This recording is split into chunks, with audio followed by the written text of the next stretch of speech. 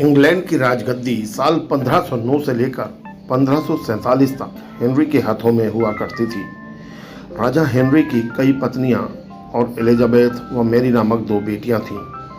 इनमें से मैरी राजा की पहली पत्नी की बेटी थी। राजा हेनरी को मैरी ज़्यादा पसंद नहीं थी, इसलिए वो उसके साथ बुरा व्यवहार करते थे।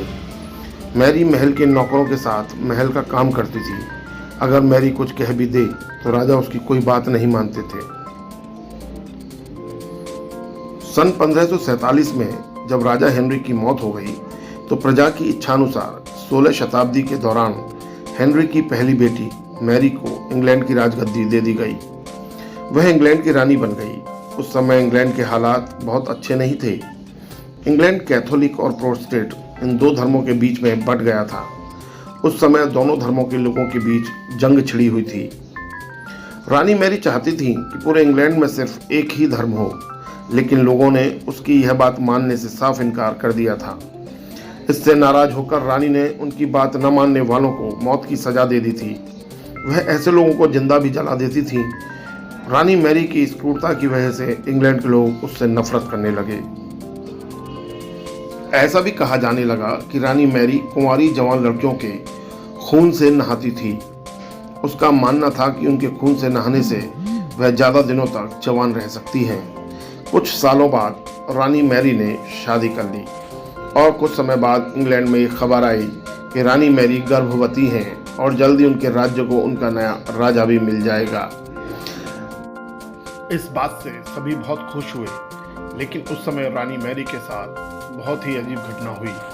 उनके गर्भ से किसी भी बच्चे का जन्म नहीं हुआ, बल्कि कुछ ही महीनों के बाद रानी मैरी का पेट फिर से सामान्य हो गया। वहाँ के ओझा लोगों ने अपनी तंत्र विद्या से बताया कि रानी मैरी के गर्भ में कोई बच्चा नहीं, बल्कि एक भूत आकर निवास करता है।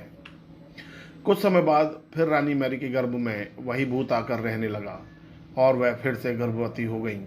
इस बार भी रानी को कोई बच्चा नहीं हुआ और उस घटना के कुछ ही दिनों के बाद रानी मैरी की मृत्यु हो गई।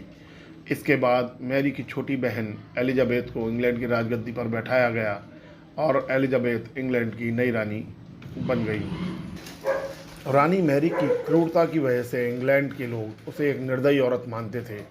वहीं जब उसके गर्भ में बच्चे की जगह एक भूत का निवास होने लगा तो लोगों ने उसे शापित भी करार दे दिया और इसी वजह से उसे लोगों ने ब्लडी मैरी का नाम दिया।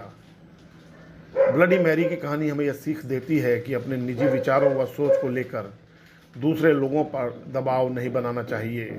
शांति और करुणा से लोगों का ख्याल रखना ही मनुष्य का धर्म है।